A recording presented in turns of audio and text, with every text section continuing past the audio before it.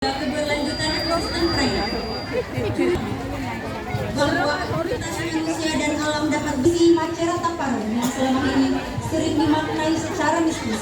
Namun dalam karya ini, tradisi tersebut dipahami sebagai sistem pengelolaan sumber daya alam berbasis komunitas. Dihubungkan pada 3 titik krusial perkembangan biakan ikan di Danau Tengkorak yang kepala tindakan ini bangkit sebagai habitat dan sumber untuk membedakan rantai makanan di dalam. Setelah tersebut menunjukkan ketika bahwa nelayan tidak hanya mengambil hasil dari danau, tetapi juga memiliki Tuhan yang Maha Esa. Menyertai ritual dipahami sebagai bentuk kesadaran bahwa keberlanjutan alam pada akhirnya bergantung pada relasi harmonis antara manusia dan lingkungan. Ritual yang dipimpin oleh Macua Taparan berfungsi